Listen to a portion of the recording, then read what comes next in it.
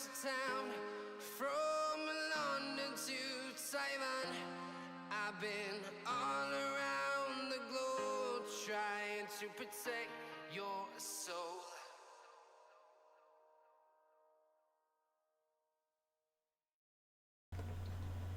Welcome to the AfterMat, your source for WWE pay-per-view recaps.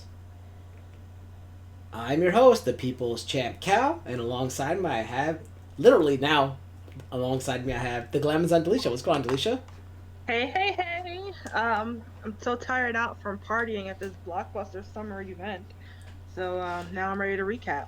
I know, and if you guys are new to this, or thinking this is all new, this is a new format because now we're off Google Hangouts because they got rid of it on YouTube. So I'm trying something new. So let me know if you guys have any feedback about how it looks and stuff, and if you guys can hear us clearly and all that kind of stuff. But I hope you guys like it. We have ourselves here. Underneath it, you can find all our social media info. On the right, you'll see our chat, and above that, you'll go through all our matches and stuff like that. So I'm excited to get this started, and I hope you guys enjoy it, the new format and stuff, and it's pleasing to the eye. Of course, we'll probably make changes throughout the course of our season and through next season and stuff like that, but it's probably going to be much like this from now on because of the lack of Google Hangouts. So your thoughts about that? You said you're tired out, but did you enjoy it? Did you have fun at the party, Felicia? Overall, there were some ups, there were some downs, but there was some fun to be had in between, which we'll get to. Some matches just didn't do it for me, and then some matches I was like, oh, that was a nice surprise, and some matches were just like, it's happened how I thought it would happen. Yeah, and for me, like, I was, like, wondering, like, were there no... I mean, I know the women's tag team match was in the, what do you call it, the pre-show and stuff like that, but there was no, like, there's, like, two men's, like, tag... I can't even tell you who the SmackDown Tag Team Champions are. I would probably just... Don't tell me, but I'd probably say maybe it's the Usos or the New Day. One of the two. I think it's the New Day because I think they all had the belts, right? That's something like that. Yes. Going into the show, they each had a belt. And same thing for the other thing. I don't know what the OC stands for. For me, it's, like, Orange County, but... Right. But like, I think Club, the only club. the only what the only club. It's back and forth. It's like saying it's going with the original club or the only club, and then parentheses that matters, whatever. But I'm still calling them the club or Bullet Club. I will not conform to these name changes. And if you hear that voice in the background, our man in the rafters, our fact checker Joe is back. He's actually home from work today. I know most of the time he's working and he can't catch the show, but he's actually back today. So I was glad to hear his voice in the background as always. But yeah, so I guess we can get into it. But for me, like I thought, like I always like. I guess of the big four, SummerSlam is my least favorite usually. It's supposed to be like the third marquee show, with Survivor Series being like the least marquee. I think it goes from like WrestleMania, obviously, then Royal Rumble, and then SummerSlam, and then I think that's how it's supposed to be. Some people say actually SummerSlam second, like we're next to WrestleMania, which I could see that if they had a better card. I felt like we didn't have much build up like for something, but a lot of these matches are also like recaps. I think possibly. As well, because I remember seeing Ricochet and AJ on a few cards before this, as well as Raw's, Seth and Brock we've seen several times already, stuff like that. So it just seemed like it was like done over and over. I had nauseum to me, but let's get started with the new. So you'll see how this shows up. Currently we see our SummerSlam logo. That's the event we're covering today. We're now going to go into the first match, which featured. I have no idea what these guys' names are. So I guess Delisha will have to take it over because it's the Cruiserweight Championship, and I don't know who is who. All right, Spencer. How do you not know Philadelphia's own Drew Gulak? No, just kidding. But yeah, I haven't as well. I haven't really been watching the Cruiserweight show or 205 Live. Probably for the last 2 months. It's just as of all the shows that everybody puts out, it's usually like the lowest on my radar, and it's not because in terms of college, is that I ain't got time. I'm barely able to keep up with NXT, and that's one of my favorites. But I know who Drew Gulak is, and I know who Oni Lorcan is, so that's good. It's good to know I didn't miss too much because I know who these wrestlers are. But it really doesn't matter because this match was kind of like short.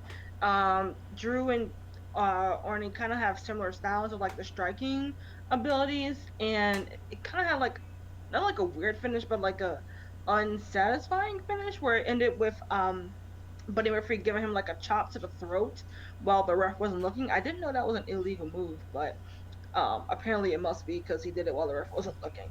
And then he got the pinfall from 1-2-3, like not even using a signature or a finishing move. And then Gulak is still our champion. Only Lorcan is just. I mean, Gulak hit him, not Buddy Murphy. Oh, sorry. See, my mind is still on Murphy as being the champion, and probably because his match came up next too. But sorry, Gulak, which I mean, again, Philadelphia's own. I shouldn't be forgetting these things. But yeah, only Lurkin. I don't really know who his character is, and since I haven't been watching 205, I didn't know what the build up to this was. So I wasn't as invested in this match, so that's why it's kind of like underwhelming for me. But for the most part, you need to keep the belt on Gulak and let him still build up his characterization on the 205 brand, and to transfer it over to the pay-per-views on the pre-shows as we get to them. Yeah, so I didn't really watch this match because I really had no idea. I mean, I know Drew Gulak, as you guys have mentioned before, and I know he's been in the previous matches, but I didn't know about this other guy. I'd never seen him. I'll call him the deflated Cesaro. So if you stuck a needle to this Cesaro, and instead of injecting steroids, you let out air and all that kind of stuff, you get this guy. But yeah, so I didn't know anything about this, but I guess you said Drew Gulak retained, right? So we still have the same Cruiserweight champion. I don't know the build-up for it either. But I also got to say hi to people in the chat. That we had Sidewalk Close, we have Casual Gaming, and Will Firefox. Welcome. So let us know if you guys can hear us clearly and all that, and if everything's going well. All right, so let's move on to the next match since we're not really focused on this. The next match featured Apollo Crews against Buddy Murphy. Yeah. So this one, again, this one wasn't really about any type of build up whatsoever. It was just giving two superstars a chance on the pay-per-view roster.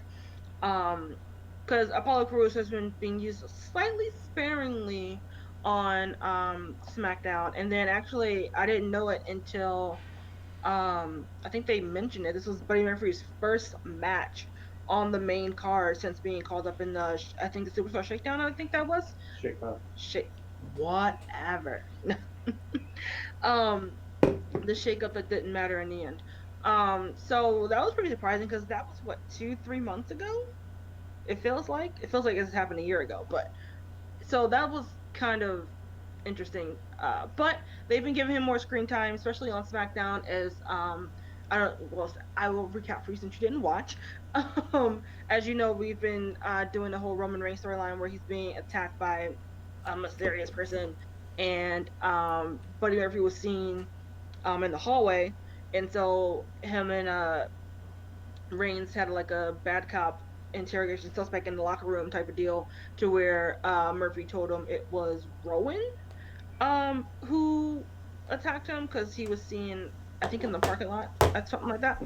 And so while during this match, it was a pretty good match. I mean, these are two just stellar athletes. They're just getting the time to shine. But that is why you see in the middle of the match that Rowan attacks Buddy Murphy and said at the end, "Keep your name out of my mouth," or your mouth, whatever. However that saying goes. Keep my name out of your mouth, yeah. Yeah. That was technically the ending of this match because it ended in DQ thanks to Rowan.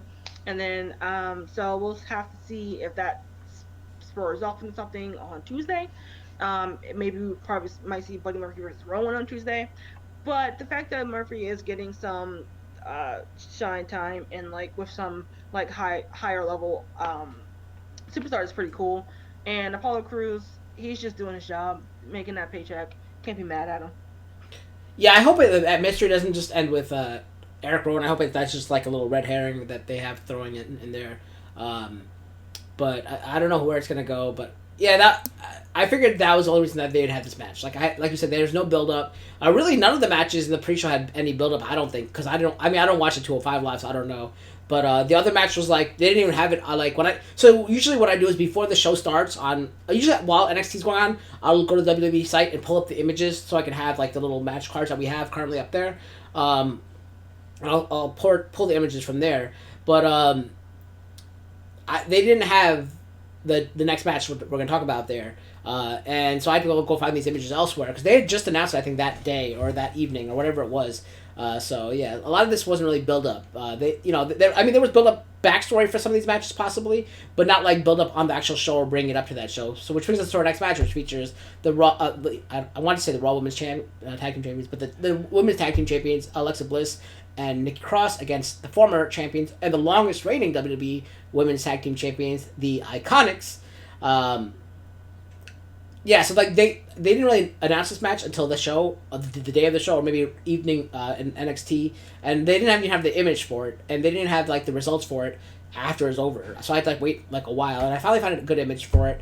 And the stipulation was whoever won this match would face the Kabuki Warriors tonight on Raw, and it was a pretty decent match actually. It was actually Alexa started out doing really well in the ring, and then she tagged in Nikki Cross, and then Nikki Cross got dominated by the quick tags and the good teamwork by the Iconics, and which is kind of making Nikki Cross look weak. I guess that's what she's going to be, the weak link, I guess. So that's going to break up maybe this tag team of Alexa and herself. She had some moments where she hit like her like body splash in the corner and stuff like that and other stuff, but mostly she was the one that was taking the pin if she was to lose. Basically, she was the Sheamus of this team. And when you talk about the bar, I should say. Eventually, Alexa got back into the ring, and welcome Arrington. Eventually, Alexa got back into the ring. She, I think she, I don't remember. I honestly ever remember seeing Billie Kay in the ring. I think she started the match, and then Peyton Royce came in at the end of the match, from the middle to the end of the match. We had a few spots where I think Alexa threw Billie Kay to the outside, and then she knocked Peyton Royce down in the corner, and she went for Twisted Bliss, but Billie Kay pulled her off the ropes. That caused Nikki Cross to get involved and knock Billie Kay off the apron, and then Alexa went up back to the top again and did the Twisted Bliss this time, and got the 1, 2, 3, and they retained their championship. So it was a pretty good match for a match that I didn't think was going to happen. And if this didn't happen, there would have been no tag team matches on the card. But I guess I could see that as acceptable, because like we were talking about before that we went on air, the next pay-per-view is the Clash of Champions, so I guess every title will be on the line there. So all like 47 belts now will be on the line for that thing. So, and which is weird because like the hardcore championship it's not even called the hardcore champion. The 24/7 title wasn't even like involved. They had a little backstage story as vignettes with Drake Maverick looking for I forgot what R-Truth's name was yesterday during the thing. There was Shania Dwayne, which was Carmella, and whatever R-Truth's name was, and that was pretty much it. But like, yeah, this was the only real like tag team title match that was on the card, but it was all right. Did you said you happened to not see this, right? Yeah, it was. I had to go back and watch the pre-show this morning, and then I totally forgot about this match, and I clicked off of it before I went over to the main card. But yeah, I mean, to be honest, I'm not that excited for Nikki Cross and Alexa Bliss, so I probably wouldn't have cared about this match in the first place. And the Iconics, they don't really utilize them to their full potential, so again, I wouldn't have been interested in this match to begin with, so I probably would have been on my phone bored. But we did. Well, you should go back and watch it. It's not bad. You should go back and watch it. It's not that bad. Okay. But I could see them losing tonight to Kabuki Warriors, because I feel like Kabuki Warriors would be good with the belts for a while. I feel like they're the ones who should have won it all along. Like when it was that the Fatal elimination four-way? tag match. Yeah. Yeah. And if they win tonight, it was like, what was the point? They've done this before. Though. Like the WWE's messed up where they have given it to the wrong person, and they've come back and kind of fixed it in a way. But there's probably, I feel like it's gonna happen that way tonight. Kabuki Warriors gonna win. Or it could, because was Paige at that match? That elimination match? I think she's having surgery or something. Yeah, because I was saying it could be maybe they were waiting for when Paige could return, maybe with that. I don't know. She might be recovering still. I don't know. Yeah. Speaking of recovery, we did forget to mention a Canadian legend who. Yeah, I was about to say that. I was going to say, speaking of recovery, but go ahead.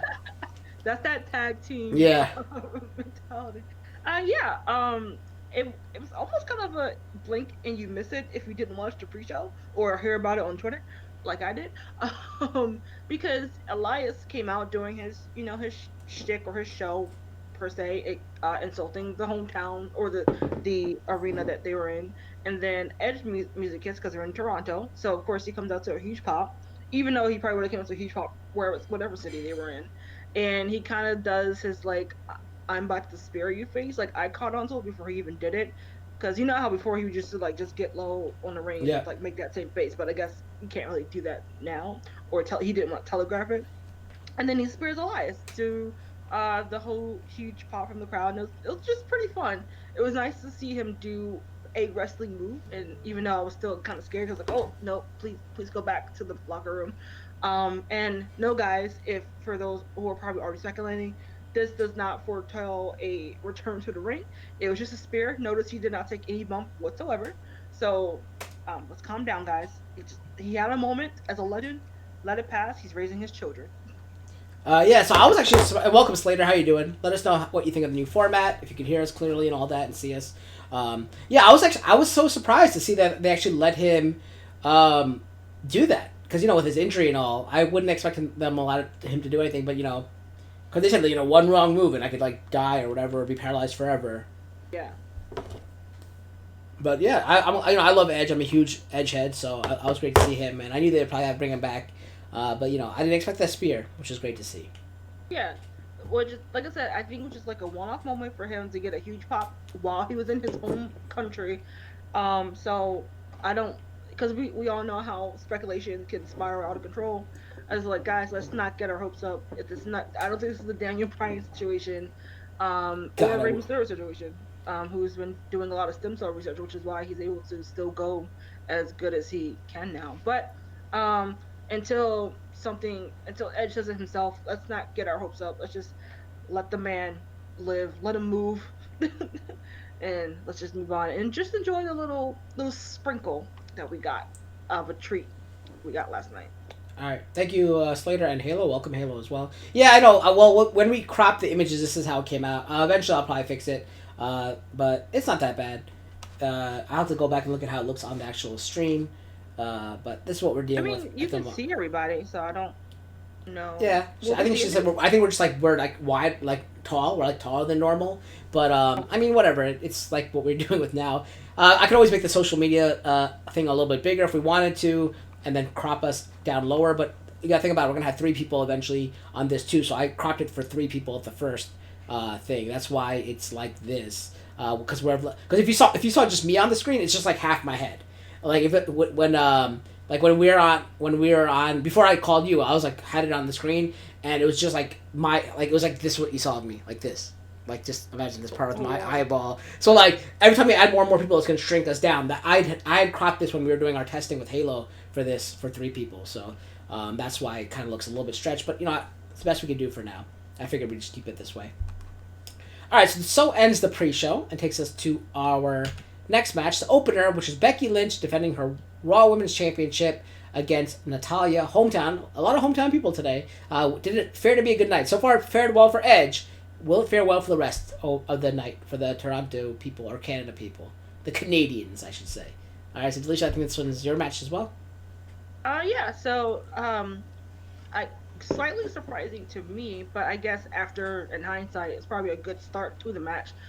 We do get the home country hero Natalya and Becky Lynch for the women's championship in a submission match stipulation. I've been going back and forth on this whole Natty, tweener, I guess, because she's not really fully healed, not acting like the stereotypical babyface. So I guess babyface with an edge, no pun intended, so to speak. It seems like even though she's been in the game for over 10 years now, her promo work is still hit or miss. When she isn't going full babyface, but with her being in Canada, it didn't really matter because they were on her side no matter what. I do love the intensity that the match brought out of them two just going at each other with the punches and strikes. And of course, if you're going to do a submission match between 2 superstars known for submissions, they're going to do each other's submission move on that person just because it's a good camera storyline angle. So we did get Becky trying to put Natty and the sharpshooter, and they actually did get a pop from the crowd because they were kind of anti-Becky for a good portion of this match. But again, home field advantage, expected. And then later on in the match, we did see Natty put Becky into the disarm her. Both of them getting out of their respective moves, which we kind of won't see later, which we'll get to that, of their submission moves. And but eventually we do get the man going over with the rightfully so with this match by finally getting another disarm her onto Natty. This one looked pretty intense too. Actually, I will say Natty in the disarmer, it looked pretty good too. It didn't look like she was just like holding her arm. It actually looked like she was actually applying some pressure to for some pain. And Becky sold it pretty well too. So I was really glad with that. And then but Becky did ultimately get the submission win. But again, she did get cheered at the end for winning, and then Natty getting cheered as well as she exited the ring. But overall, pretty good match, pretty solid. With Natty being a vet and Becky just being Becky. I didn't expect this match to be like um bad, so to speak. To me, it wasn't like the greatest match I've ever seen, but nor was the worst. So it kind of fall like in the middle, geared towards positive. And of course, this was not a match for Natty to win, storyline wise, in my opinion. So I think keeping Becky strong, keeping her going over. I'm hoping until the next WrestleMania, and hopefully, and just for my personal wanting. But yeah, what did you think about the match? Yeah, so Eric actually said this too. Like he said, he was the most over move is the sharpshooter. Most over submission move is the sharpshooter, which I could agree with because there was a great spot where Natalia did it on the corner, like the turnbuckle. That looked really cool. But all Becky had to do was drop down lower. That way, if she just flattens her body out, it wouldn't hurt as much, not put as much torque on her lower back. Now, even though Natty lost, she gained a lot of respect from the people, but her only gripe with the match was the heel and the face. Yeah, who was the heel and the face? Yeah, because some people did boo Becky, like you were saying. See, what I have a problem with this, because you brought this earlier on, saying like you weren't sure is she a tweener or what? What they have to do for Natty is they have to make her a heel, right? But what you also mentioned this earlier is that her promo work is hit or miss. Now, when Bret Hart, like that, I mean, this is like a Hall of Famer and one of the best, the best there is, the best there was, the best there ever will be. When he finally turned heel, right? When he finally turned heel, when Shawn Michaels, all that stuff happened. I don't know if you remember that back in the day, but he was so anti-America, right? Like he was like saying how your values. Look at the person, like you guys, because back then I think Shawn Michaels did a Playgirl shoot or whatever. This is the guy you guys cheer for, like a guy who's like not wholesome. He's like a playboy, but in Playgirl. But you know what I mean? He goes after different women. He doesn't have good moral values, and this is what America represents. So he wasn't like the whole Sergeant Slaughter Iraqi or Colonel Mustafa General Adnan anti-America, but he was more like your values aren't what us Canadians are wholesome. So he was a heel, but he was still loved in Canada, like which is how they should have portrayed Natty. Like Natty came out like a babyface. You know what I mean? With the flag draped around her and all that. And she was, like you said, she's a tweener. But Bret Hart would come out as heel, but still embraced by Canada because of the love for his home nation, right? And that's what they should have had Natty portray. But she, obviously, with her mic work and promo skills, is not as good as what that was. If you ever want to see like how it should be done when it comes to like nationalism and stuff like that in the aspect of wrestling, go back and watch shows like HBK, Shawn Michaels, HBK against the same. It's hard when it's Bret Hart and HBK matches, and those promos from back in the day when Triple H. Oh my God, too many H's around here. Hitman, when Hitman first became a heel, like when he first, the Hart Foundation was a heel back with Mr. Fuji and that, but then for the longest time when he was a solo guy, he was a face. So when he first became a heel against Shawn Michaels, go back to that and you'll see like that's how heel work should be done when you're in one area, and then when you go to your home nation, it's so different. And he didn't have to pander by carrying the flag around his waist. I know when the Hart Foundation did come out a few times, they did have the Canadian flag out and stuff like that, because that was when the Hart Foundation was like more than just Jim the Animal Neidhart and him. There's Owen as well, Brian Pillman, and Davey Boy Smith and all those guys. But that was very good promo and heel work, ultimately as a heel, and then still being seen as a face, no matter who he fought in his home nation. And that's how I think the mistake they made. But it takes from the superstar as well. That was the issue. But it was a good match. I thought it was a good match. The submissions looked good. And they sold. I think Natty did a great job as always in-ring technician that she is. She sold the disarmer very well. Did she tap out too soon? Maybe I would have liked to see her break out one more time to give that hope to the fans, because she broke out early, with the big slam that she did, the power bomb or whatever earlier in the match. Then she did it the second time really quickly. Then I want to see her have it locked in a while and then break out so that the fans would have been like, oh my god, there's a good chance that Becky could lose. I was hoping that the fans would get something a pop at the first match and I want to see Becky lose to Natalya. That's what I wanted to see. I don't mind that she didn't, but I would have wanted to see that, or at least give the fans one more big chance of hope if she had broken out of the disarmer the second time when it was so locked in. And then, eventually lose. And they could be like, can't she get out a third time? And maybe just have her go, pass out from pain as opposed to tapping. But, I don't know. It was a good match, so I enjoyed it. Next match, well, this match didn't definitely go as long as what we saw. It was Goldberg versus Dolph Ziggler, and I want to thank Sidewalk Close for giving me the backstory about this, because he's now doing a show on Tuesday mornings and Wednesday mornings, possibly, but he's definitely doing Tuesday mornings, going over Monday Night Raw recaps of like the highlights. So let's kind of check that show out as well on Sidewalk Closed. And I was like, oh, why is Goldberg? I watched Raw and Fast Forward, and I was like, why did Goldberg come out? Like as soon as I saw Goldberg come out, because I was watching it Fast Forward with like Ziggler and HBK and Miz, so I thought it was going to be Miz versus Ziggler. Then all of a sudden Goldberg came out, so I had to rewind it and press play. And then like when I hit play, all of a sudden people were like, Goldberg, like they knew he was coming out. So they knew that so I guess they read the dirt sheets and all that kind of stuff. People say Kevin match should have happened first, then Becky Hometown Hero type of fan. Yeah, possibly. That could be, yeah. But yeah, so like, it turns out that like, I guess Dolph was hating on all the yeah, poor Ziggler. I feel bad for Ziggler because he's always, never gets his due. He's held the WCW title, which wasn't, whatever it's called, the World Heavyweight Championship, when it was in WWE, but never the main belt that I know of.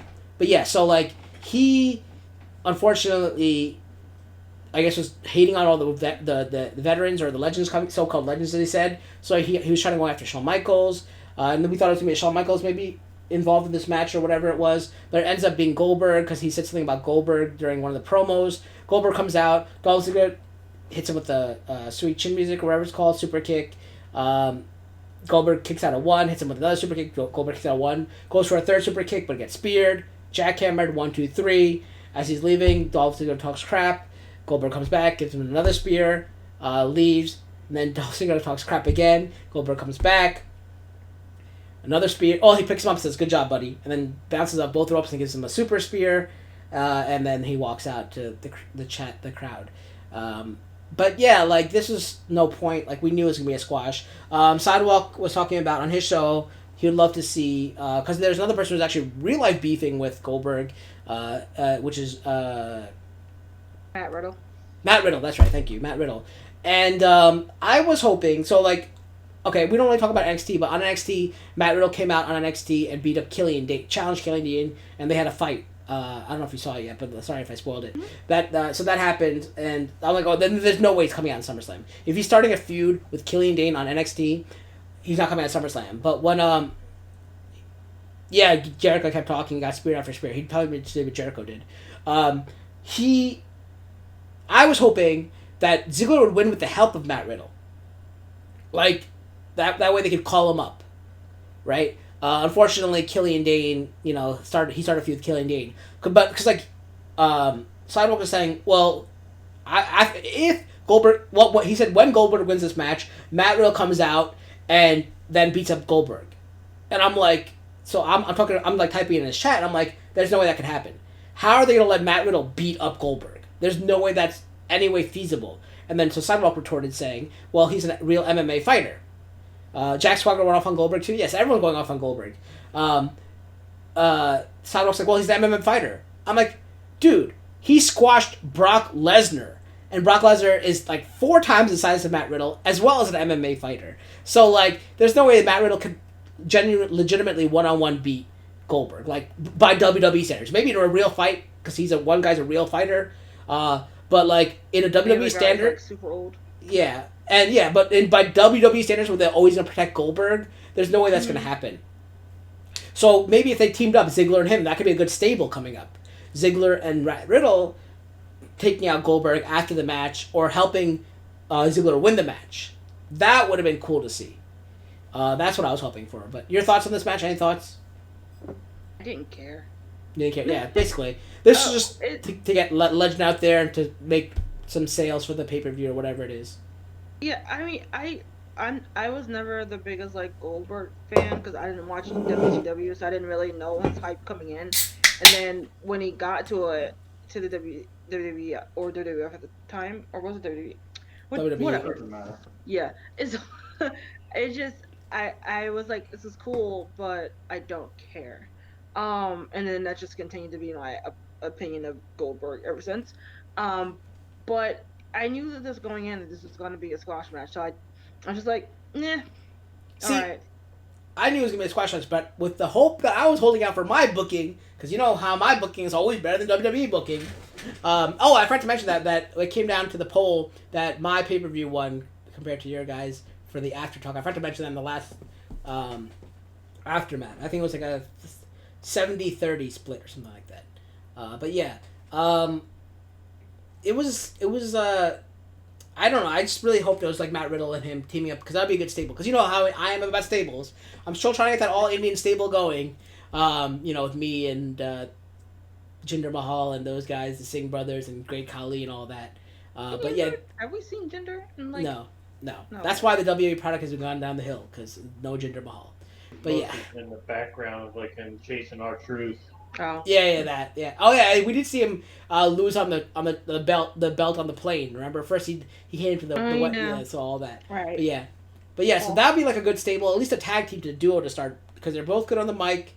They could have the bro connection or whatever they want to call it, the heel bros or bro heels or whatever you want to call them. That would have been a good group. But let's go to the next match, which features another rematch. United States Champion AJ Styles against Ricochet. This was a great match, as all their matches have been, in my opinion. This time we saw more involvement by the Bullet Club, if you want to call them the Bullet Club, whatever you want to call them. And they AJ worked on Ricochet's leg early on, and then so that was like his hindrance. We saw some great spots where he did like a slingshot off onto the top rope using one leg, and then jumping onto AJ Styles. He did an awesome was it moonsault? I guess it's a moonsault or whatever it was to the outside onto Luke Gallows. I think it was. He also had the thing before he got injured. He ran across Luke Gallows and Carl Anderson and did a head scissors onto AJ. They were all on the outside. Ricochet was on the apron. And he ran on their shoulders across and did that. So that was cool. That was unique. I've never seen that before. Some crazy spots by Ricochet. But then AJ started working on the leg, and then the Bullet Club started getting involved over and over, and Ricochet kept enduring and persevering over that. Eventually, Ricochet went for what looked like it was supposed to be like a whisper in the wind, but he didn't run up the ropes. He just like did it from the top. What I don't know what that move was called, but it was like a flip into a whatever. But the coolest thing is that AJ caught him in that and put him right into a Styles Clash. 1, 2, 3. AJ's still your champion. Then they beat him down afterwards with whatever the I would say the Revival's move is, but it's not the Revival's. The Bullet Club's move. Magic Killer. Magic Killer. That. Thank you. So yeah. I'm sorry. I think Slater said something and I missed it. But what are your thoughts on this? Yeah, I thought the match was pretty good. They've been having some good like on and off matches on Raw, and kudos to Ricochet with the Nightwing tribute with this gear. So that was pretty cool.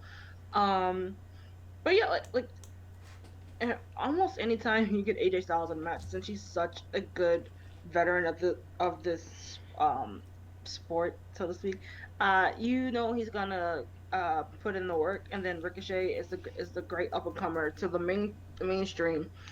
So it was really good to see these two interact on and off the last couple of weeks. And then of course the match, you knew they were gonna put on a show, especially with it being one of the big four. We always get some sort of like big spot going on with a good number of the matches. So all in all, solid.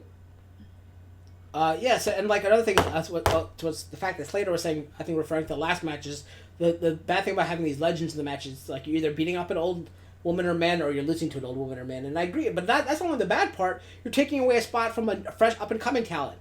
Like I say, like these people have had their time already, right? You had to give the spotlight to, that's why I hate having these not. SummerSlam would have been a combined show anyway, granted. But I hate not having a Raw and SmackDown. I like not having because then we don't have to cover as much and we wouldn't be as busy. But what I loved about the spot, it was just like Kota Ibushi versus... Yeah, see, we don't know. Or at least I don't know that kind of stuff. But yeah, so like having these legends were taking away spots from people like we didn't see Shinsuke. I think he's the Intercontinental Champion, and we didn't see him. We didn't see the Miz, obviously. Like there's a lot of great people, and even like younger people than that we aren't seeing on the show because of that. Like any of the tag teams, like the Heavy Machinery, Viking Raiders. There's so many people that we're not seeing because these legends aren't there, and they've had their time. Now, if you're gonna have these legends, have one night a year to have just legends. I know they have like the 20th anniversary Raw, whatever they do, and like throwback or flashback or callback Raw, whatever it is. But like have a pay per view, just like where we have a legend versus whatever. Don't take and have it like as a supplemental pay per view, not like taking there's people's spot on a real pay per view. But yeah, or like a like they did with like Smackville or whatever, like a little special on the network. You know what? I got the perfect here. WWE, just hire me now because I have the perfect idea. You guys used to do Saturday night main events. If you guys remember, if you're younger in the '80s, that still exists, doesn't it? Oh, does it's it? The main event, but not Saturday night. Oh yeah, they still okay. have So they back in the day, I used to love Saturday night main event because it was like a pay per view for free on like NBC or whatever channel it was back in the day. Do that and have your legends perform on that. Against a thing, and like don't make it like that. Like make 3 matches, like maybe a Goldberg on there, maybe an Undertaker on there, and maybe like a somebody else on there. Like, but no one like we don't need to have a whole people taking these slots and like Trish Stratus, obviously, like something like that. Granted, that was a good match, but I'm saying like because she's a little bit younger, but and all that. But I think that's what they should do with the legends instead of taking spots away from these younger talent. And welcome Sky, how are you? So that's my thoughts. All right, let's go to the next match, which featured the SmackDown Women's Champion Bayley against your girl Ember Moon. Yeah. This was one of those matches I was saying that was a bummer, and it wasn't due to the contestants in the ring. It was due to the lack of build-up. I know the whole reason for this match is because Bayley chose Ember as her number 1 contender, but there was literally not much to do after that with these two. So when it came time for the match, I was just, and the crowd was with me on that one. They were just like, we don't care. This match, basically, especially with the crowd being so dull, felt like a SmackDown match or whatever. It could have been one of those like Smackville specials.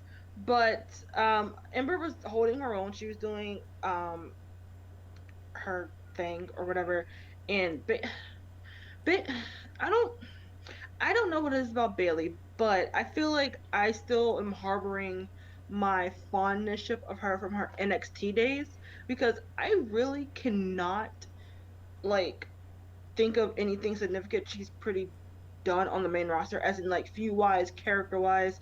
I mean, yes, she's been champion. Yes, she's been the first ever tag team champion. Triple Crown. Yeah, but like I can't think of anything like significant feuds that she's done. Like when we think of Charlotte, we think of her and Becky, her and Sasha, her and every other woman on the roster. We think of Becky, we think of her and Ronda, her and Charlotte, her and we can even say her and Natty for a brief period of time. I feel like there's nothing significant on this main roster that they have written, I should say, because it's not totally her fault. Like they have not written Bayley the character as someone me personally, that I can get behind. So when we have matches like this that don't even have a build up to, I'm not interested. And some say Bayley won by giving Ember Moon a Bayley to Bayley off the top rope, not the turnbuckle, the top rope, and getting the pinfall. But again, because I was invested in this match, I didn't care. And the only way I probably would have cared is if Ember Moon won out of nowhere, to my chagrin, but I didn't think she was winning anyway. But yeah, I feel like I don't know what it is. It's like they don't want to give Bayley a character, because I know she sells a lot of merch to the kids, so they, especially the young girls, so they don't want to push her heel. But I don't know. I feel like there was a good number of times where they could have done that, and she could have had a really interesting run as a heel person or heel champion that we just lost an opportunity with to even like Bayley. Then, because I feel like maybe a lot of people are in my shoes too, who we're just harboring that fondness from her NXT days when she was the starstruck rookie living her dream, but now it's like, Bayley, you are technically a veteran-ish now, low-level veteran, but veteran nonetheless. Because you've been there for a few years. Part of the women's evolution. You've hold multiple championships. You're not that star-studded rookie anymore. Happy to be here. Kind of like when Kofi just won a title, or we were tired of him saying, "I'm so happy to be champion," and all that stuff. Now that he's got the extra, he's like, you can feel that confidence in him. I want that for Bayley. Because I want to get behind her. I really like her. I really like what she does in the ring, but they just haven't written her for me to be like, oh, cool. I'm so happy to see her right now. Yeah, for me, like, this match is super bland. Even Bayley, to me, is super bland. Her and Daniel Bryan are, like, the same to me. They're super bland. I don't wish Bayley to die, though, or break... I don't wish Daniel Bryan to die. I wish him to, like, end his career, break his neck or whatever. But, like... Bayley's just so bland, and like before the match, like I know she's a bag. Like Slater said in the chat, he's like, I wasn't sure, like, when there's no video package for like her highlights, you're like, oh, Ember's gonna lose. That's what he said in the chat. And like for me, it was like I didn't know if she was a heel or face when she attacked Ember, because as you guys know, I watched it in Fast Forward, and I'm like, oh, why did she hit Ember? Is she a heel now finally? But she's got to sell merchandise. What are they gonna do? Kind of thing. But the cool spot obviously was the Bayley to belly off the top, but there was actually kind of like a botch too, like it wasn't perfectly done, but it's still a hard move. But the reason why I'm giving him some slack for that is because, at NXT TakeOver Brooklyn 1, they had that Spanish Fly, I think it was off the top, Sasha and Bayley, which is, I fell in love with both those two when I saw that match. That was one of the best female matches I've ever seen, let alone best match I've seen in a long time. I think as soon as I saw that match, I texted Rod saying, "Oh, you got to see the match of the year." Not even like female match of the year. I said match of the year is Sasha versus Bayley at NXT Takeover Brooklyn. So like, that's why I think I get so hard on them, because my first real experience with them was probably maybe their best matches ever. So because I don't watch them enough from the NXT before that to know, but what they see kind of how they're portrayed in the WWE. So that's why I'm probably a lot harder than I should be. But I'm still not seeing that same like spark or fire that I saw back when I saw that match. That's why I said I think a lot of our liking of Bayley comes from harboring that fondness from her from back in NXT. Because like I said, I can't think of much of what she's done on the main roster in the 3-4 years she's been on there. Right. She even if it is keeping the same gimmick, she needs to switch it up a little bit, just a little bit, do something different. That brings us to our next match, which features Kevin Owens versus Shane McMahon. I think this is your match as well. This is our third home country hero coming in for the night. Second one of the match wise. And what the stipulation was, if KO lost, he would have to quit. And then also at the beginning of the match, Shane brought in Elias as his ring enforcer. So we already know shenanigans we're going to ensue after that. So we have Owens pretty much, of course, having to carry most of the match because Shane is like a 55-year-old older man in the match. 49. Oh. How did you know that off the top of your head? Anyway. But of course he had to fight off being interfered from Elias on the ring apron as well multiple times, and then while also Shane like trying to get cheap shots in when the actual ref was not looking. We did see him do like a little flipping senton off the top rope, which he's been doing more and more lately, which is kind of cool because I don't know, I love seeing like the bigger guys doing like really athletic moves because I just think it's pretty cool. Wait, don't you think that, so it's like a swanton, but like swanton, like I know they call it the swanton bomb, but I think you could just call it the swan bomb for him. Well, I think the actual wrestling move, I think it is called a senton, but they just called it swanton when Jeff was doing it. But now they're just doing it whenever time anyone else does it. I'm like, well, now you're not making it as special. Anyway. Well, because no, I thought a swanton is when you kick your legs first and land on your back. So this is a front flip, so that's why it's called a swanton. I don't know. I had only heard it used that way. Because senton's like when you run forward and you kick your legs out and land like backwards like that. Like that's a senton. So that's I think called swanton because it's more graceful because you're going forward. I don't know. I'll fact check that. Swanton versus senton. Anyway, and then and I believe we got a frog splash from him as well, where we thought it could end there, but Elias interfered again. And then so then KO was like, I guess as we all know, you gotta take out Elias if you want to win this match. So that's what he was doing, and then I don't remember what the ref was doing, but he got distracted, and then KO low blowed Shane to get the stunner, and then so KO gets the win, and he is not gonna quit or not be forced to quit. So that's cool. Yeah, he had a chair in the ring because he wanted to hit him, and they kept thinking about hitting him and thinking about hitting him. So then when he went to go hit him, the referee took away the chair, threw it out the ring in the corner, and that's when he saw the referee wasn't looking into the low blow. But yeah, it was fun. It was a good match. KO is a great athlete, and ever since he lost some weight, he's been a lot more doing the senton or swanton, whatever you want to call it. Bomb. He's been doing that and stuff like that. His cannonball still look great. It's just fun to watch, and he's great at the mic. And he's basically speaking for the people. Kind of like what Austin used to do against Vince McMahon. Now it's the younger generation. Now that you can't even say Shane's that young anymore.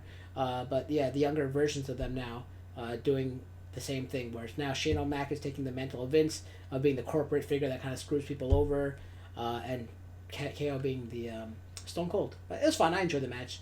Glad to see KO win. Maybe it might have been cool to see Sami Zayn come out and help KO by knocking out Elias, but that's about it. All right, next match is Trish Stratus versus Charlotte Flair. I think this is my match. Is this my match or your match? Yours. Okay, so Trish Stratus is our fourth Hotel Hero we saw, third in a match. This was just kind of like a grudge match that happened where Charlotte was saying she's like, I think Trish was on the mat. Trish was on the King's Court, I think it was, and then Charlotte interrupted it, saying she's the queen, and then Trish Stratus said she's the queen of queens. See, that's something of Triple H because he's the king of kings. So she said, I'm the queen of queens. That led to the match because obviously we're going to have another veteran or legend come in to represent the hometown this time. And it was a good match. It was like, started out with Trish doing a lot of her athletic moves, like the Stratosphere, I think it's called, whatever it's called with Stratisfaction, whatever it's called with it, where she does the handstand, puts the legs up over the head, and then flips him over. She was doing that. Slater saying that the arena would have rioted had KO lost. So she was doing, and I think that was just to pander to the crowd to have them start the "You Still Got It" chant. Had she, I don't think they ever. I think they started it, but they said it in French. So French Canadian, they said it in. Cause it was the same cadence. It was like dun dun dun dun. So I think they were saying "You Still Got It," but I didn't understand what they were saying. So I'm guessing it was in French Canadian. If anyone knows what it was, just let us know. But yeah, I think that's what was going on. But yeah, it was a fun match, and then obviously Charlotte used her I can't say superior technical skills, but being her the youth and her superior wrestling skills in that sense, she used a lot of power moves such as the big boot. She used that several times throughout the match. Worked on the legs and the back because she's going for the figure 8 leg lock and stuff like that. But lo and behold, Trish hits a sharpshooter once, I think, during the match. She also hits her bulldog. She goes to the chip kick several times.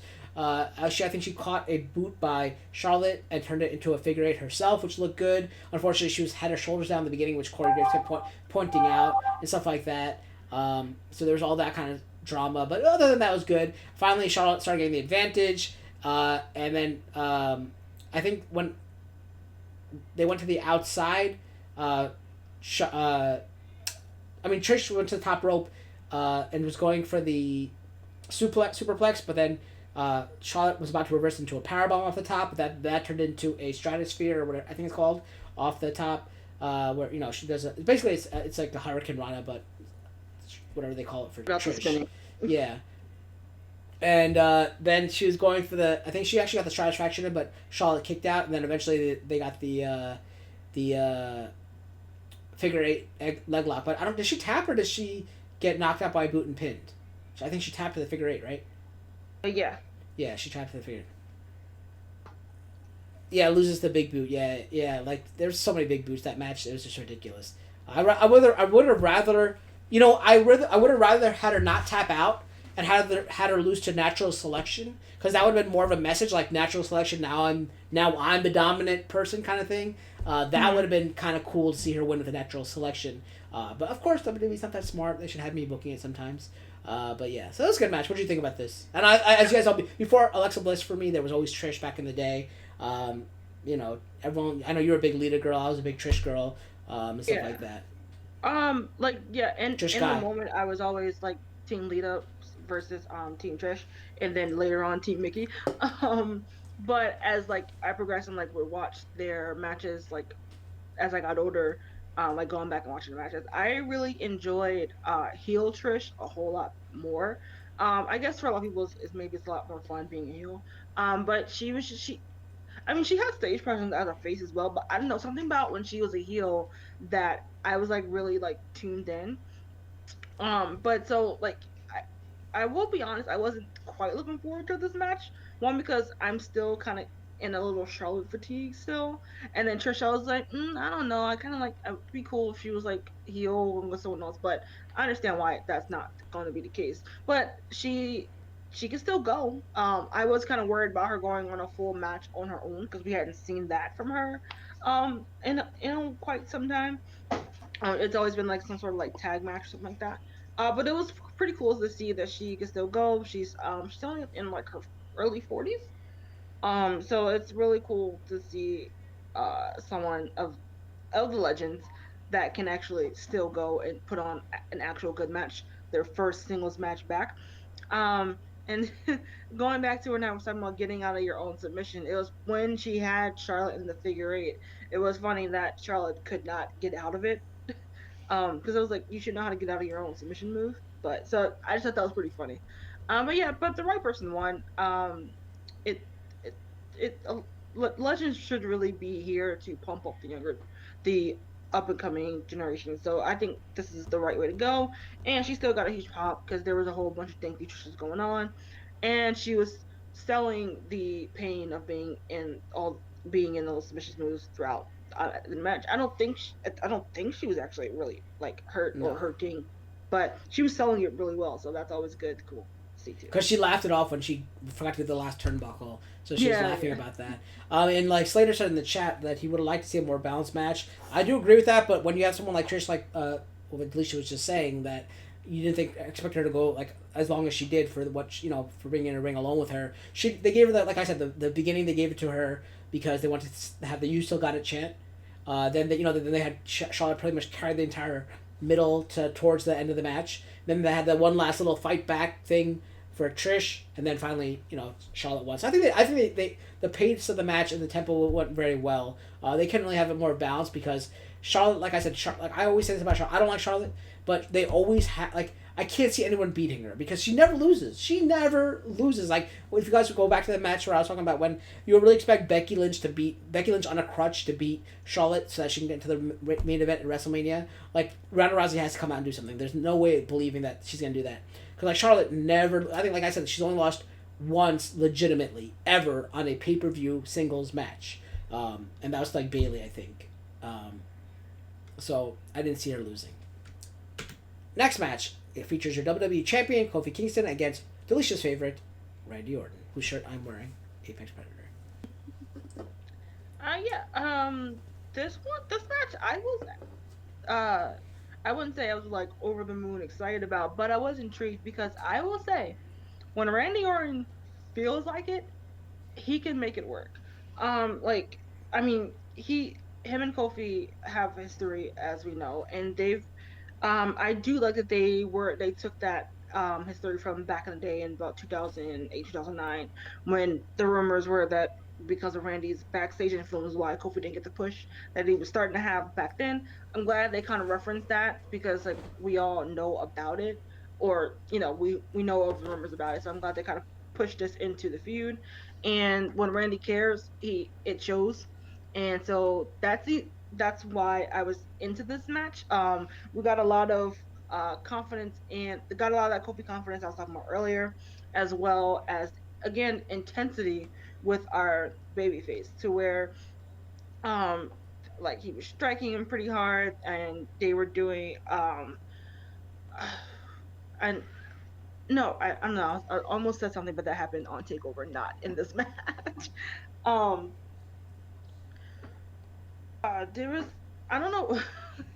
I don't know why some people were saying that Kofi was doing like a slight heel turn, in reaction to when later on the match Orton was like, I guess, taunting Kofi's children near the end of this match. I don't wouldn't say it was like a heel ish type of move. It was more like a family man who was like nah, bro, you get away from my family. Kind of much like with AJ and Samoa. Um, but pretty much the match was pretty fine, but it ended in the crowd's eyes a sour note because I think at first I didn't realize what had happened. I thought that the ref called a DQ on Randy and Kofi for just shouting at each other or his family. I was like, I didn't think that was against the rules, but then later I realized it was a count out. But so that just means that we're just gonna get them again at either Probably Clash of Champions. At Clash Champions or of some sort, or maybe they'll keep it even going further, which I hope not. But again, it's just another way to build up some more intensity with these two, and we'll get a proper showing with either the next review or the one after that. And I think hopefully it does at that their next go around. It does though end with Kofi winning, which is what I thought would happen tonight. Last night, because I do think him getting a victory over a legend like Randy Orton would also solidify his championship reign as well. Because there's still those doubters out there who are just like being haters, but I feel like him getting a big win like over Randy would really solidify him as the face of SmackDown.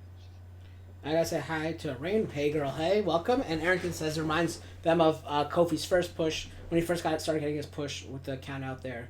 Yeah, I agree with you. I mean, it was a good match, like you said. Don't forget, Randy Orton's a great wrestler. I just don't think he shows up. He shows up, but he doesn't show up like to perform. Yeah, right? That's why I said when he cares, it shows, and when he doesn't, it shows.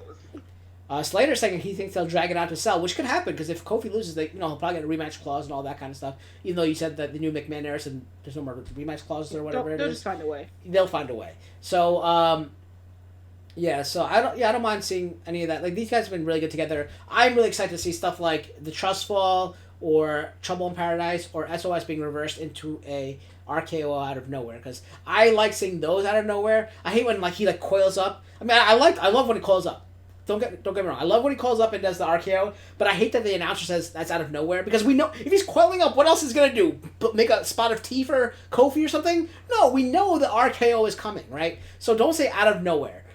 Especially if he's especially if he telegraphs it and holds him there for a second and then does it. It's not out of nowhere. Out of nowhere is like when he does it to Evan Bourne or whatever with that 450. And he hit that and the best was the curb stomp one from WrestleMania when he went for Sean Livingston, I was going to say, what's his name? Seth Rollins was going for the curb stomp, but he got thrown up in the air so high and then got caught into that's those are out of nowhere. That's when you should say it. So seeing an SOS or a Trouble in Paradise or a Trust Fall turn into a RKO, those should be using the out of nowhere thing as a gimmick that shouldn't be done anymore. He did try one out of nowhere when Kofi was on the top rope, but it got botched, so it didn't really feel like an RKO out of nowhere. Because he didn't even get his full arm underneath Kofi. Right. And yeah. Yeah.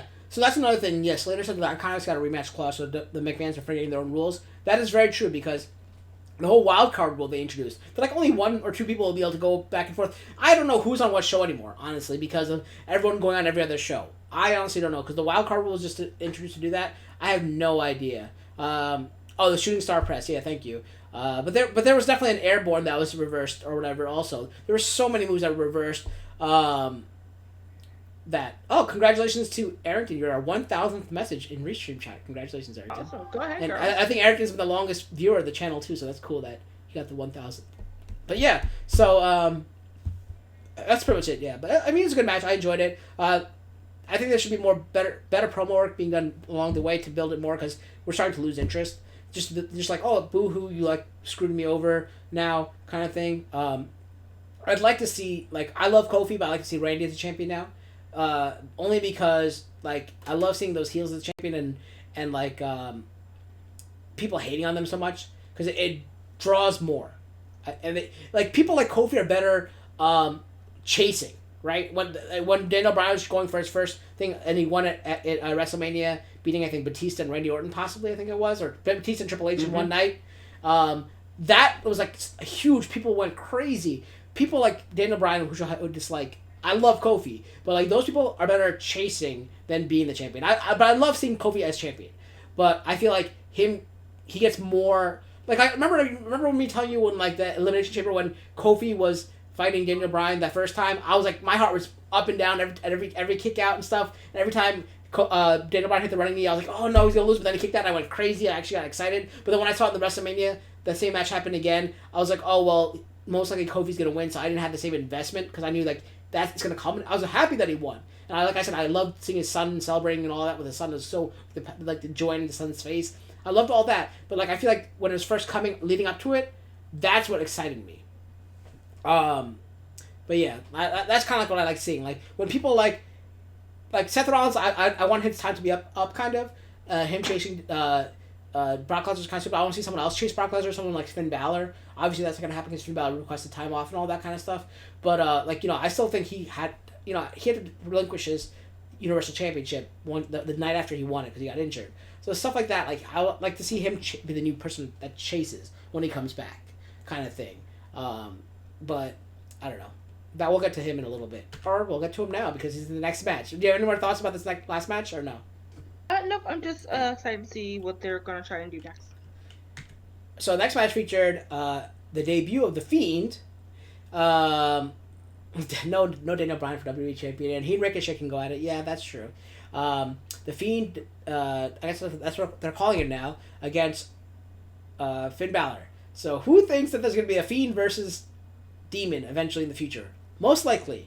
Maybe we'll throw in a Phenom also, and we'll just have all these dead people come out and monsters come out, and the Boogeyman possibly. Who knows? Kane. It's not like they don't use legends anymore for recycled WWE Champion. But yeah, so like I say this was one of the best entrances we've seen in a while, in my opinion, since the Demon first came out. Like, I know obviously we always see the Undertaker. The Undertaker's great, but like for new entrances that we haven't seen in a while, right? The Demon was one of the newer things that was pretty cool to see. Naomi's glow was really cool to see when she first did that. And now the Fiend, and I was in awe when I saw this. Like when the first ever time he came out, I don't know if it was on Raw or whatever it was. That was cool. Like the strobe lights. I mean, I hate that they don't give the warning for people who are maybe epileptic or whatever. That's pretty bad. Like photosensitive to seizures. They don't tell you that.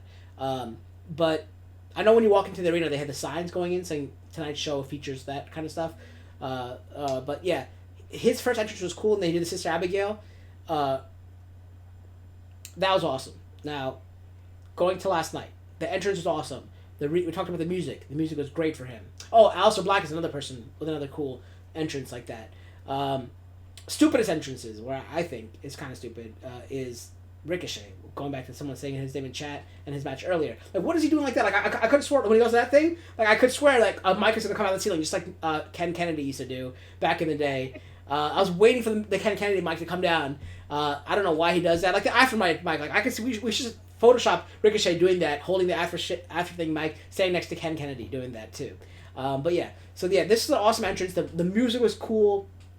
This is what's going on with Shelton Benjamin. I don't know. Delisha will probably know better because she knows like the storylines that usually go on in the. No one knows what's going on with Shelton. Okay, no one knows what's going on. Okay, well, now that he's getting old, maybe he'll become the silver standard.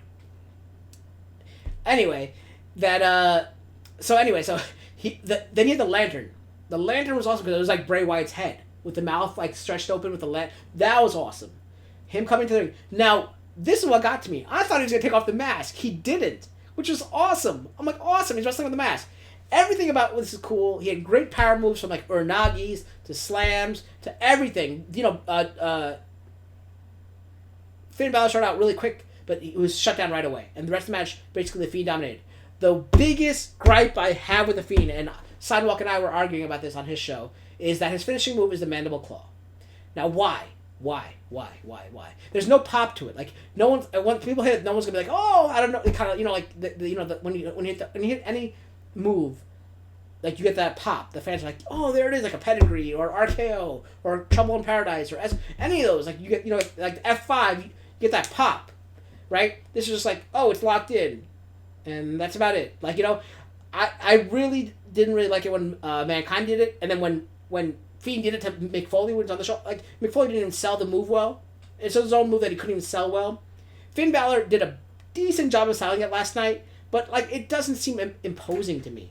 Like, I know I can get, like, I've had the mandible claw put on me by my friend when you're, like, play wrestling and all that. And it hurts, and it's disgusting. But, like, for a move like for someone like the Fiend, he should have a cooler move. Like, I don't know, it might have been Slater or somebody in our group chat that said they should have ended with the neck snap. It might have been Tom who said it, or whoever it was in our group chat said, like, oh, the neck snap would be a more imposing move. More fit for the Fiend, I think. I don't think that's a good move to do, because for like, TV reasons, for kids and all that, they're going TV 14. I don't think that's good. I think maybe kids will try it, and like, I'm not even joking. They might, because we've had people die doing wrestling moves, so kids might try it. But like, I think there should be a different finisher for him. Maybe not Sister Abigail. That Sister Abigail could be a signature move. Yeah, that's true. But he wasn't in his demon form, so Slater says it was an awesome entrance, but he disappointed that Finn Balor was scared. But he wasn't demon Finn Balor, so he can be scared. He's just regular Finn Balor. He doesn't have the same hit points and overall rating. But yeah, I feel like the mandible claw is a disappointment letdown move. He should have a move like Sister Abigail to set it up, and then like a good finisher, like a good slam finisher or something of the sort. Kind of like an End of Days that Baron Corbin has, something like that. That would be cooler instead of a mandible claw. So anyway, Fiend won with the mandible claw. Finn Balor didn't tap out. He just got choked out, or whatever you want to call it, passed out. And I guess that's gonna be start his time off, I guess. But your thoughts, Alicia, on this? Yeah, And the Fiend in general. Yeah, the biggest pop from this match was his entrance, and I really do love that they remastered the Wyatt theme lyrics song. That was really cool to hear. I do like that. I know people were saying that it should end at the neck snap, so to speak, but I do like it that when he was going for the Sister Abigail, he kind of looked like tortured, like he's still, like, I don't know, like the voices in his head or whatever their tortured soul that they're going for. I do like that they were still kind of playing with the Funhouse Bray Wyatt and the Fiend, like being at odds with each other. So I think that's a cool dynamic to go off of. And yeah, when it comes to the mandible claw as a finishing move in the ring, yeah, I don't really per se like it. When he was doing it to attack people, it was fine because it was still dark out. You couldn't really see what was going on. But in the full light of the ring, yeah, it's not that imposing. Now if he was like doing something where it's like hand down throat and then the other hand is around his throat, like going for the jugular, so to speak, to make you pass out, then I can see how Finn could pass out for that. But in the way that it's showcased, yeah, it's not that imposing. But overall, yeah, I really did enjoy this showing of Bray. And as Tom pointed out in our chat, I think this was his first pay-per-view win. Possible. Well, didn't he win the championship on a pay-per-view? I don't know. But now the cynic in me is like, okay, let's hopefully they keep this going and not bury him again, because we know that Bray can get great starts. It's executing on those in the long run that we have issues with. So hopefully, fingers crossed, praying to all the wrestling gods, old gods and the new gods, that we can pull this off in the long run and not just be like, good for a month, then ooh, I'm tired of this. And also, speaking of maybe like next moments, I don't know, maybe somewhere down at WrestleMania, him versus Aleister Black, that would be two great entrances coming out on the WrestleMania style, and then just two good performers going at it in the ring. I think that would be kind of cool to see. Well, I have where he should go next, and I was talking about that with somebody also. But in the chat, Eric suggested maybe a Black Hole Slam. That would be kind of cool. That what Abyss used to do in the brand that we don't really talk about. Very much same physique as the Fiend, same mask, pretty much. Well, not same mask. The Fiend's mask is so much cooler. But a Black Hole Side Slam would be awesome, and that would be cool to see as well. For where he should go next is I can talk about it after the next match, which is our final match of the evening, which featured the Universal Champion, Brock Lesnar, against Seth Rollins. We thought Brock Lesnar would dominate him. He started going for German suplexes in the beginning, but Seth Rollins showed his his agility and physical acumen by landing on his feet every time, then going for like curb stomp after curb stomp, super kicks, all that kind of stuff. Tried for several pins, but Brock Lesnar kicked out immediately. Finally, the next one, he went for another curb stomp, for a third curb stomp, I think it was, or a second curb stomp, and he got F5'd. but Brock couldn't make the pin. Then Brock started his Suplex City party. After another awesome spot was when Brock grabbed the bandages that were covering Seth Rollins' bruised ribs from what was the attack on Monday Night Raw prior, and he used that to pick him up and hurl him around. That was so cool to watch. Hit a few more F5s, threw him into like the barricades, threw him into the ring post. Then he was going to do an F5 onto the Spanish announce table. Unfortunately, he reversed. Seth Rollins jumped off the turnbuckle, not even just like the ropes, but the turnbuckle post onto him using, I think it was a frog splash, and he kind of came up short and his knees hit the edge, but it was still great. I thought he injured his knees. I was hoping he didn't. Breaking the table, got Brock back up, but Brock slammed him into the... Oh no, they got back into the ring, and eventually they came back out of the ring. Seth did his double suicide dive, went in for a third one. Brock caught him, slammed him to the ring post. More power moves, suplex after suplex after suplex after suplex after suplex. Suplex City time again, where it debuted years before against John Cena. Eventually, Seth Rollins was able to come back into the match, hit another curb stomp, but Brock Lesnar kicked out. Went for another curb stomp. Brock Lesnar put him to F5. As he went for the F5, Rollins countered, got I think a kick to the stomach or a spin kick, then hit another curb stomp. 1, 2, 3. You know what? I kind of watched Paul Heyman's reactions to see if it was ending there, because Paul Heyman reacts differently depending on if this is gonna be the final pin or not, and I did notice that. So I knew that Seth Rollins was gonna win there, the way that Paul Heyman was kind of reacting from it. And yeah, so Seth Rollins is your Universal Champion again. Brock Lesnar left the ring after that, and Seth Rollins started celebrating. So I was kind of hoping this is where the Fiend would come out. I don't know what show's on what show what's on, but I thought the Fiend would come out and attack Seth Rollins here and go for the title. I thought that would be kind of cool, because Seth Rollins doesn't need the title right now. Like I said, he's better off chasing anyway. Putting it on the Fiend would be kind of cool to see, especially because he'd be a dominant force for a little while, and Seth Rollins would eventually become the Fiend Slayer, I guess. Slater says Brock Lesnar sort of worked, so I was shocked. Yeah, I was shocked to see Brock Lesnar put a lot of work in that match. He did put a lot of good work in. Just like Randy Orton, when he shows up, he can show up and do well. That's the most I've seen him show up since this maybe the Cena match from SummerSlam years ago. But yeah, what's the point of giving the belt to him or cashing in, and then losing it like the next pay-per-view kind of thing? It's kind of stupid in my eyes. But I want to see the Fiend come out at the end. That's kind of what I really want. I kind of want to see Riddle come out during the Goldberg match, and I want to see the Fiend come out during this. So that would be a nice next step for him, because I don't know who could fight him. Like, who's going to fight Seth Rollins? I have no idea, like, what's happening with writing and who's the next step in line is for this kind of thing. Your thoughts on this match, Alicia? I don't know. I might catch some flack for this. I don't know. I don't know if it's a hot take or not. I don't know. I don't care about Seth Rollins anymore. Like, he does great work in the ring. I will always give him that. But Seth Rollins, as the character on my screen, once he gets the mic in his hand, I check out. I don't care. Like, lately, I don't know if it's like last year or two, I guess maybe he's better as a heel. I don't know. Like, I don't know if it's him or if it's the direction that they're telling him to go in when it comes to saying his promos. But I just it's like, dang, dude, like, you're missing something. Like, I don't know. And then you guys know I'm not the biggest Brock Lesnar fan, so this match held not much appeal for me. I'd rather have seen Brock versus Kofi, to be honest. I really wish he would have cashed out on Kofi and then have Kofi chase him for that. But that's neither here nor there, because that's not what we're getting.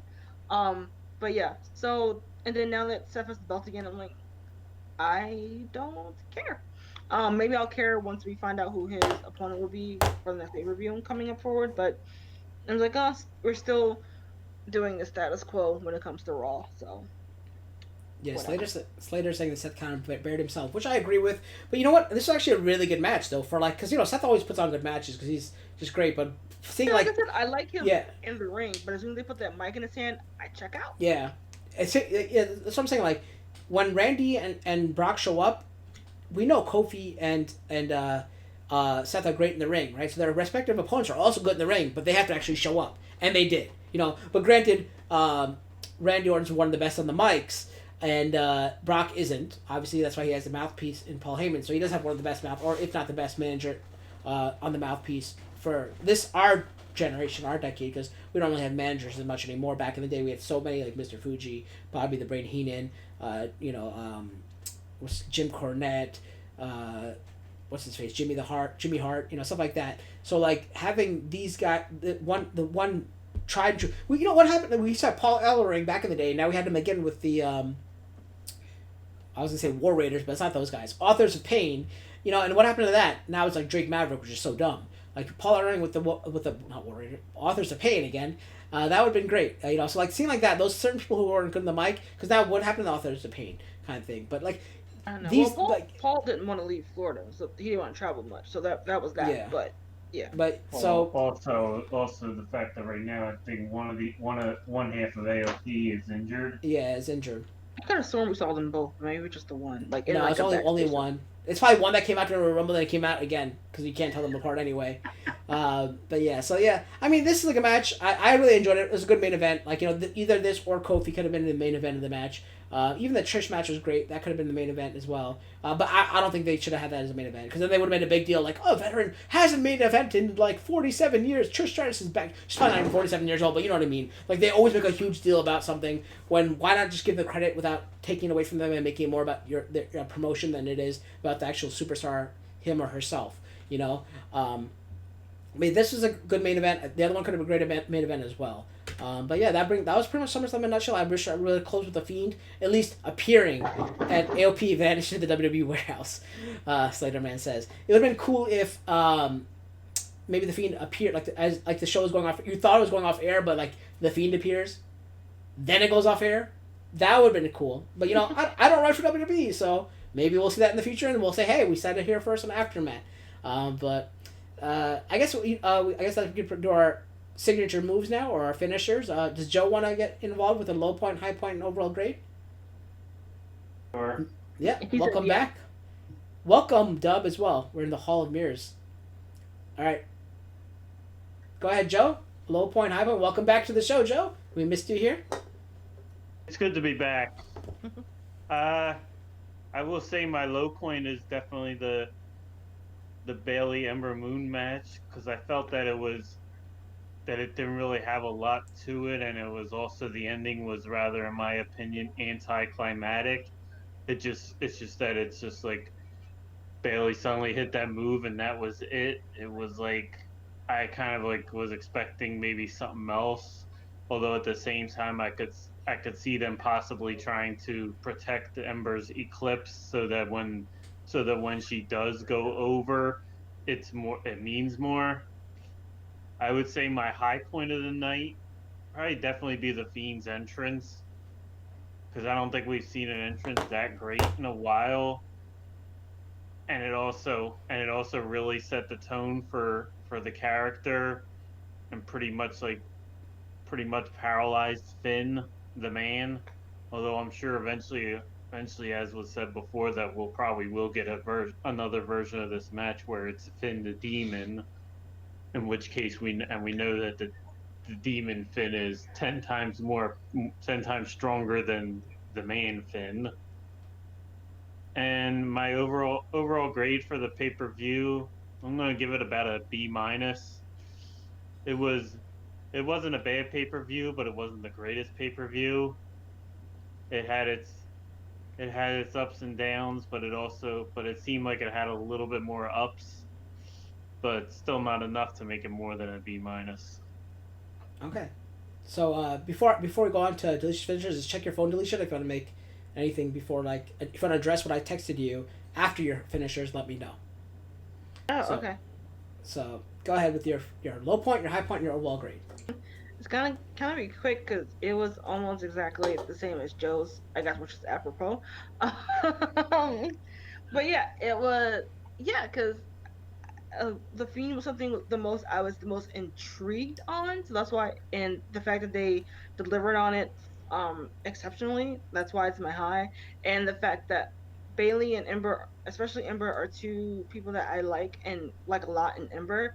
And the fact that they gave this no build up and both of them actually really don't have any character character development on the main roster, it's such a lackluster, which could have been a really cool, great match. So that's gonna be my low, because as we said before, we know the potential that both of these women could have. And again, also my overall grade was going to be like that B minus range, because while there's a lot of things that I like, there were some things that I could have done without. For the chat, I think Slater said he gave it a C plus B minus. Bailey and Trish getting a lot of the offense was a low. The main this as well as his high points were I'm trying to remember because the chat disappears. I think it was Randy Orton and the Kofi and the Brock and the Finn, except for the ending of that match. Dub says Finn Balor's abs should be the WWE champion, which I agree with. It should be, but don't forget Ricochet. So that'd be kind of a thing. We need Nicole here for that because she loves the ab talk about that. So did you want to make any announcements before I do my high point? Or actually, well, I guess we should do my high point and then we go to your announcement and end the show on that. When we talk about where we can find you guys. For me, my low, I think we're going all the way straight across because low point for me is obviously the Bailey Ember match. I had no investment into that match, as you know. I fast forward through stuff, so I had no idea why that was happening. My high point was also the entrance for the Fiend because that was so cool. Also, I would say the Mandible Claw was a low point for me for that match as well. No tag teams, no tag team championships also, except for on the pre-show we had the women's tag team championship dub, and then. Overall grade, I think last year sometime I gave an A+. I'm pretty sure that's the only A+ I've ever given. I think I remember my highest grades ever is A+ for this SummerSlam last year, and then at the Fastlane I gave an F last year as well. So, but this year's did not live up to the expectations of last year's. I think I'm going to give it just a solid B. It wasn't that bad. I think I had a good time watching it. Obviously, wasn't too happy with some of the endings of the match. But it would probably have been a minus A had it played out in my head how I wanted it with the Matt Riddle entrance as well as the Fiend at the end, but it didn't, so it gets knocked down to a B. So with that said, where we can find you, if you guys have anything to announce as well, let us know. Yes. So I do have an announcement. No, we're not doing a third show, at least not yet. But as we all know, that Cal is my tag team partner on this show, but Mr. Fact Checker from the Raptors, Mr. Butler here, has asked me to be his tag team partner in life, and he asked me to marry him. So that will be happening within the next year or so. While we are both wrestling fans, we have realized that it's probably good for our marriage to not get married in the ring, because we all know what happens when you get married in the ring. It doesn't last. So we want this to be a fruitful marriage. So we're going to do it the traditional way, and hopefully no one's a champion at the time, so no one can interrupt. Like I feel like Cal would. He would totally do what Drake and R-Truth did. I don't know, or maybe we'll reenact that and put it on the show. Who knows? But, as long as you don't do the Triple H Stephanie Vegas drive-through marriage. But yeah, so that's exciting. If you want any details on that, you can follow me on Instagram and Twitter at DelusionRenee. And this still has not happened or been brought to my attention. I want you guys to go find Joe Butler on Facebook. I don't know if anyone's tried it because Joe hasn't told me about any weird friend requests that wasn't a robot. I get plenty of random friend requests that with no mutual friends that I just let sit. Can you leave a message in the friend request, hey, from? Yeah, if I actually check that section. Ask him who it is, because it could be people from the show that we're missing out on. Because I'm not friends with anybody on the show except for Delisha, obviously. Go try to find Joe Butler on Facebook, and then if you can leave a message, just put AfterMat, and then I keep saying if someone does it, we might have something in store for you, a little treat, so to speak. It's like hide and seek. You might get invited to their wedding, guys, and you could be like, I'm that friend that you met on Facebook through AfterMat, and then you gotta roll Joe up and pin him and run away. I'll kick out at 2.5. So Yeah, so and all the information is right below us actually now that with the new layout. Let us know if you guys tweet at us if you guys like the new format because as you guys know Google Hangouts is out, so now you can see like the chat on the right side for us here. You can see the matches up on the top scrolling through as well as our social media underneath us. So I think it's kind of cool, and you have little images that our friend Janine made for us for our shirt. So remember to check out the merchandise, which is in the description below as well. But yeah, this is really cool, and congratulations to you guys again. As for me, I am the People's Champion Cal. You can always find me here on the Kingslayer Network on YouTube and on Twitch and on Twitter at KingslayerNet. So we'll be back next time on September 16th, I guess, to talk about Clash of Champions. And then maybe after that, right after that, we might have, not right after that, but between the next two pay-per-views, we might have After Talk. I'm not sure we're going to discuss on what date we're doing that because we're still working on some of the graphics and all that kind of stuff. But yeah, it's been good. It's been fun. And congratulations to once again. And remember, well, I got to remember what the catchphrase is. Keep slamming the haters and be the champion of your own dreams. We'll see you guys next time. Thank you so much. Ow.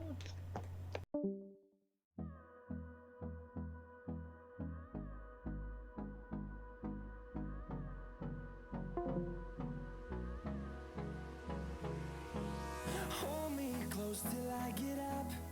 Time is barely on our side. I don't wanna waste what's left. The storms we chase are leading us.